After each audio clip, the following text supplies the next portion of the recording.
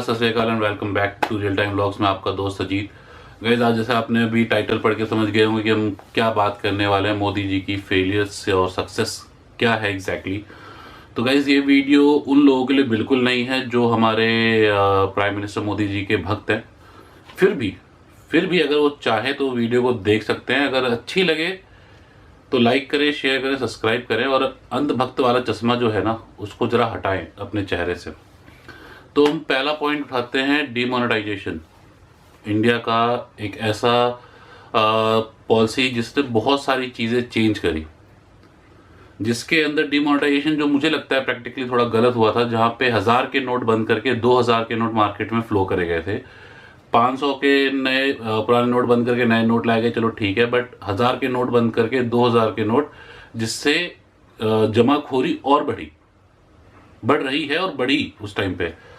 But इसमें एक बात सोचने वाली है कि उस टाइम पे गवर्नमेंट ने करीबन 15 लाख करोड़ रुपए रिकवर किए थे फ्रॉम द डिमोनेटाइजेशन, जिसके अंदर पुराने नोट थे।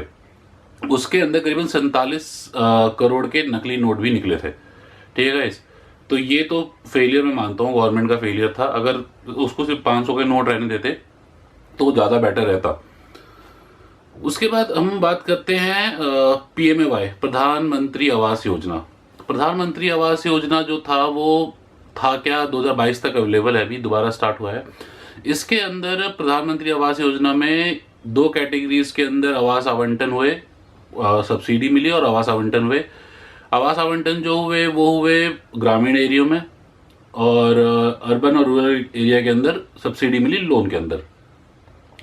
यहाँ पे क्या हुआ कि सरकार ने करीबन 2,67,000 रुपए की सब्सिडी दी है लोन के अंदर, और ग्रामीण क्षेत्र में करीबन हमारे 2 लाख करोड़ रुपए की सब्सिडी पैसे दिए गए हैं आवास योजना के अंदर।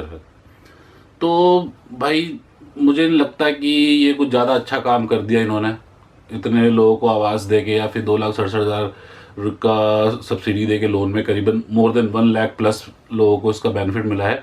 मुझे नहीं लगता कोई अच्छी कोई बात करी होगी इसके अंदर इन्होंने। ये ऐसी योजना हमारे स्वर्गीय प्रधानमंत्री नेहरू जी ने भी 1960 के अंदर से पहले भी चालू करी थी। जो हमारे पाकिस्तान से भाई आए थे उनके लिए रिफ्यूजी कैंप को उनको पक्का मकान देने के लिए करा गया था, जिसके अंदर करीबन 5,000 लोगों को इसका बेनिफिट मिला था। अच्छा काम किया था उन्होंने।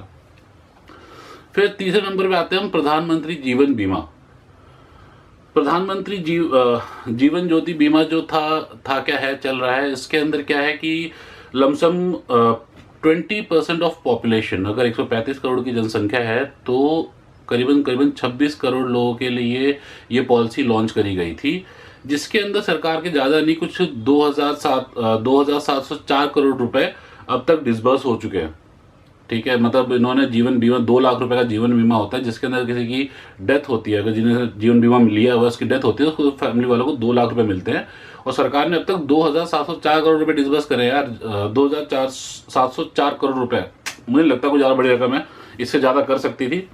और इसके अंदर जो अभी पॉपुलेशन इनरोल हुई है वो हुई है करीबन 5 करोड़ 92 लाख लोग इसमें एनरोल हो चुके हैं। और इसकी जो कॉस्टिंग आती है पर बंदा, जैसे मुझे पे करना पड़े तो करीबन मुझे 320 रुपये पे करने पड़ेंगे इस जीवन बीमा को लेने के लिए एनुअली। तो डोंट थिंक सो कोई अच्छी चीज़ है। चौथे चीज़ पे आते हैं, प्रधानमंत्री जन आरोग्य योजना। अब ये क्या है भाई, प्रधानमंत्री जन आरोग्य योजना के अंदर क्या आता है, हमारा आयुष्मान भारत की पॉलिसी आती है, आयुष्मान मेडिकल की पॉलिसी आती है। इसके अंदर क्या है कि आपको करीबन 5 लाख रुपए का मेडिकल पॉलिसी मिलती है निम्न कैटेगरी के लोगों को। मिडिल क्लास के लिए कुछ नहीं है भाई, अभी भी बता दूं, मिडिल क्लास के लिए कुछ नहीं है। जो निम्न कैटेगरी हैं उन लोगों को, जैसे प्लम्बर हो गया, आपका इलेक्ट्रीशियन हो गया, और सफाई कर्मचारी हो गए, शेड्यूल कास्ट हो गया, इन सभी लोगों को मिलती है, जिसके अंदर गवर्नमेंट लमसम 2021-22 के अंदर 8,088 करोड़ रुपए खर्च कर रही है, जिस हर स्टेट को करीबन 50-50 करोड़ रुपए मिलेंगे इसके अंदर। और ठीक है, अगर आप ये चीज़ गवर्नमेंट की पॉलिसीज है, आगे फ्लो नहीं होती है, गवर्नमेंट इन्वेस्ट करती है, स्टेट में जाती है, फिर नीचे क्या होता है उसको तो आप लोग को पता ही है। बट इसमें खास बात यह है कि अगर आपको चेक करना है कि आपको योजना मिलेगी कि नहीं मिलेगी, तो आप 14555 अपने फोन से डायल करके चेक कर सकते हैं कि आपको ये पॉलिसी मिलती है कि नहीं मिलती। फिर हम आते हैं मुद्रा योजना पे। भाई मुद्रा योजना यार क्या है, मुझे तो मिली नहीं, बिजनेसमैन को मिली नहीं। इसमें था कि 3 कैटेगरी के अंदर ये प्रॉप पॉलिसी पैसे मिलने थे, जिसके अंदर 50,000, 5 लाख, 10 लाख का ये इनका एक प्लान था, जिसमें करीबन 1,65,000 लोगों को एम्प्लॉयमेंट दी गई है इसके थ्रू। इतना इन्वेस्ट इसमें पैसा दिया गया है और इन लोगों को अपना बिजनेस स्टार्ट करने के लिए चीज़ें प्रोवाइड कराई गई हैं प्रधानमंत्री मुद्रा योजना के थ्रू। फिर जनधन योजना। जनधन योजना क्या था यार, हमारे साल में, हमारे करीबन 70 साल के अंदर, जिसमें 5 साल हमारी अटल जी की भी सरकार रही है, हम लोग अकाउंट ही नहीं ओपन कर पाए गवर्नमेंट बैंकों में। गवर्नमेंट क्या, प्राइवेट बैंकों में अकाउंट ही ओपन नहीं हो पाया। तो इसमें कौन सी बड़ी चीज़ होगी, मोदी जी ने अगर 1,80,96,000 समथिंग अकाउंट ओपन करवा दिए तो कौन सी बड़ी बात थी।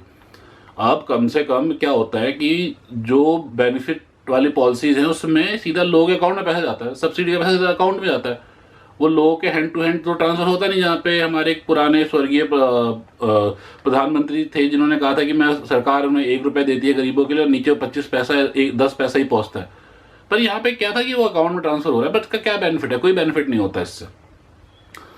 फिर उज्ज्वला योजना, मोदी जी ने बड़े ही बढ़ चढ़कर इस चीज़ का प्रमोट किया, जिसके अंदर उन्होंने कहा कि लोग, जो सक्षम लोग हैं वो अपनी सब्सिडी छोड़ें और गरीबों के लिए सब्सिडी छोड़ें।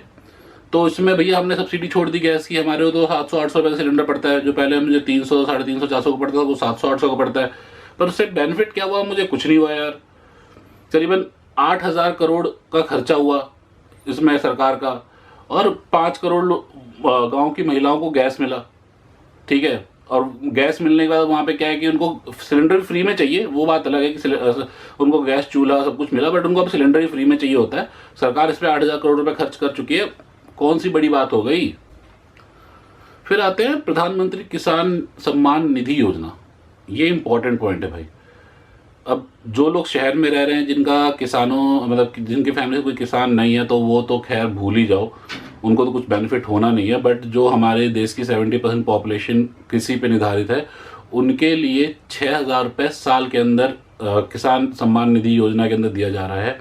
इसमें क्या है कि जो हमारी फसलें होती हैं, 3 मेजर फसलें, उस टाइम पे सरकार 2-2 हज़ार रुपये किसानों के अकाउंट में ट्रांसफ़र करती है, खाद और फर्टिलाइज़र के लिए और जो बेसिक नीड होती है उसके लिए, ठीक है। बट कुछ लोगों का कहना है कि 6,000 रुपये महीना, मतलब 500 रुपये महीना, क्या कर लेंगे लोग इससे।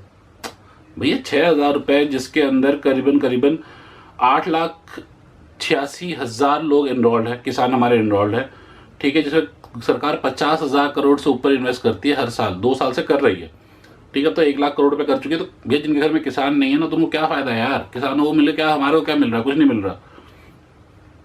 चौथा आता है प्रधानमंत्री कुसुम योजना। ये फिर किसानों के लिए है।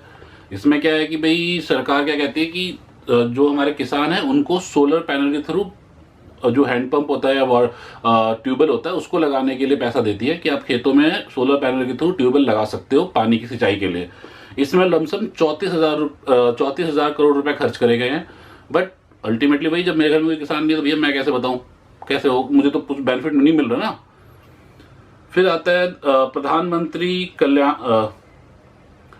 कल्याण योजना। इसके अंदर क्या है कि 80 करोड़ रुपए गवर्नमेंट ने खर्च किए हैं गरीबों के लिए, ठीक है। हम इन सभी पॉइंट्स को, मेरा बात करने का मतलब ये था कि ऐसी योजनाएं जो नीचे फ्लो ही नहीं कर पा रही हैं, जिनकी बातें नीचे हो ही नहीं पाती हैं, ठीक है, सरकारें नीचे पास ऑन नहीं करती, और कुछ करती हैं तो उसको अपना नाम देके करती हैं। किसान कल्याण योजना के अंदर सरकार मार्च 2020 से लेके 2022 तक 5 किलो चावल, 5 किलो गेहूं फ्री में डिस्ट्रीब्यूट कर रही है। आप समझ सकते हैं, 8 करोड़ लोगों के लिए, सॉरी 80% पॉपुलेशन के लिए ये पॉलिसी है। 5 किलो चावल, 5 किलो गेहूं, तो आप समझ सकते हैं इसमें कितना खर्चा हुआ होगा अभी तक गवर्नमेंट का, और जिनको स्टेट गवर्नमेंट अपना नाम देके फ्लो करती है कि भैया ये हमने किया। गाइज इस चीज़ को दिखाने का मतलब मैं ऐसा नहीं है कि मैं किसी को डिमोटिवेट या फिर किसी गवर्नमेंट के अगेंस्ट बोल रहा हूँ। मेरा बस इतना मोटिव है कि हम गवर्नमेंट की पॉलिसीज को नीचे तक जाने ही नहीं देते, और जाती भी है तो करप्शन नीचे लेवल पे है, हमारे ग्राउंड लेवल पे करप्शन है। ग्राम प्रधान, फिर उसके बाद जो वहाँ के छोटे मेडिकल सेंटर्स हैं, फिर उसके बाद ऊपर आए तो वहाँ के डिस्ट्रिक्ट मजिस्ट्रेट। तो ये चीज़ें नीचे से फ्लो, ग्राउंड लेवल से ऊपर तक जाती है, और ऊपर जब नीचे आते सब कुछ खत्म हो जाता है। और इस पेंडेमिक के टाइम पे एक ऐसे इंसान को डिफेम करना जिसने ऑलमोस्ट टाइम, जहाँ तक मुझे आइडिया है 15 साल गुजरात में, 10 साल इधर हो जाएगा, 25 साल अपनी ज़िंदगी के 25 साल सेवा में लगाए। सेवा में कुछ हो सकता है उनके अमेरिका में कोई बड़ा अकाउंट हो, स्विस बैंक के अंदर अकाउंट हो जहाँ पे बहुत सारा पैसा हो, मुझे आइडिया नहीं है, अभी तक कोई खुलासा भी नहीं हुआ इसके ऊपर। बट जिसने इतना टाइम दिया तो हम समझ सकते हैं कि भैया छोड़ो, क्या कर लेगा वो इंसान। आप एक फोटो देख रहे हो, इसमें ना ये इस पेंडेमिक के टाइम पे अपोजिशन पार्टी गवर्नमेंट का सपोर्ट कर रही है, बट इंडिया में क्या हो रहा है, लेग पुलिंग, कैसे हम इस मौके का फायदा उठाएं। तो गाइस अगर ये वीडियो अच्छी लगे तो प्लीज़ लाइक करें, शेयर करें, और मिलते हैं एक आगे नए मुद्दे के साथ।